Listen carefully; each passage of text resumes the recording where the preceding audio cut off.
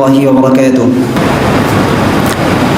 আজকের অধ্যকার আয়োজিত bright future foundation কর্তৃক অত্র সংগঠনের শুভ উদ্বোধন উপলক্ষে উপস্থিত রয়েছেন আজকের প্রোগ্রামের সম্মানিত সভাপতি, প্রধান অতিথি ও বিশেষ অতিথি এবং আমার সামনে উপস্থিত বিভিন্ন দূর দূরান্ত থেকে আগত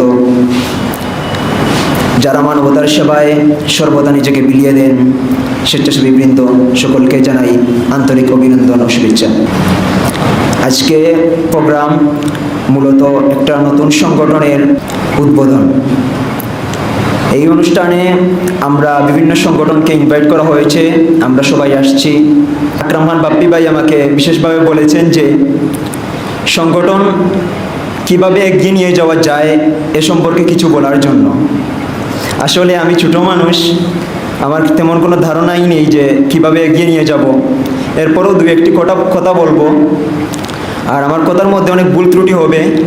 আমি পূর্বেও ক্ষমা চেয়ে নিচ্ছি যে যদি কোনো ভুল ত্রুটি হয়ে থাকে তাহলে ক্ষমা সুন্দর দৃষ্টিতে দেখার জন্য।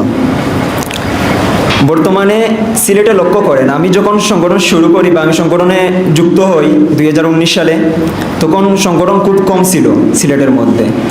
এখন বর্তমানে সিলেটে যতটা সংগঠন রয়েছে, প্রতিটা গ্রামে এলাকায় হিসাব করলে কমপক্ষে 3টা থেকে 4টা সংগঠন পেয়ে যাবেন মানবতার সেবায়। আমরা চাই আরও বেশি বেশি সংগঠন হোক, সুস্থ প্রতিযোগিতা তৈরি হোক। যত বেশি সুস্থ প্রতিযোগিতা তৈরি হবে, তত বেশি মানবিকতা তৈরি হবে, তত বেশি মানুষ সেবা পাবে, তত বেশি আমাদের মানুষজন মানবিকতার ভিতরে চলে আসবে। আমরা চাই সুস্থ প্রতিযোগিতা তৈরি হোক প্রতিটি সংগঠন থেকে, যে সুস্থ প্রতিযোগিতা। আমাদের ভিতরে অনেক সময় আছে যে একটা সংগঠনের একজন যদি অন্য সংগঠনের একজনকে আমরা ব্লাডের জন্য কল করি, তখন যখন শুনি যে অন্য সংগঠনের একজন কল দিছে, তখন অনেক সময় অনেকে ব্লাড কলটা কেটে দেয় বা তারা রেসপন্স করে না। এটা আমাদের ভিতর থেকে দূর করতে হবে। আমরা একজন অন্য সংগঠনের নাম কেন শুনবো? আমরা মানবিকতার জন্য আসছি, আমাদেরকে কল করার সাথে সাথে আমরা রেসপন্স করব। সবাইকে সমান সিস্টেমে আমাদেরকে দেখতে হবে। আমি এই কথাগুলো বলবো। আর সংগঠন সামনের দিকে এগিয়ে চলার জন্য বিভিন্ন সময় আপনাদেরকে বিভিন্ন সমস্যার সম্মুখীন হতে হবে। ঠান্ডা মাথায় সব কিছু ফেস করে সামনের দিকে আসতে হবে। আমি এই কথাগুলো বলে আমার বক্তব্য এখানে শেষ করছি। আসসালামু আলাইকুম ওয়া রাহমাতুল্লাহি ওয়া বারাকাতুহু। ধন্যবাদ সেলিম আহমেদ খান ভাই চমৎকার বক্তব্য দেওয়ার জন্য।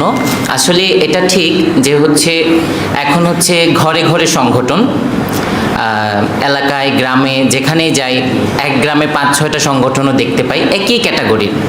এটা ভালো জিনিস, ভালো দিক।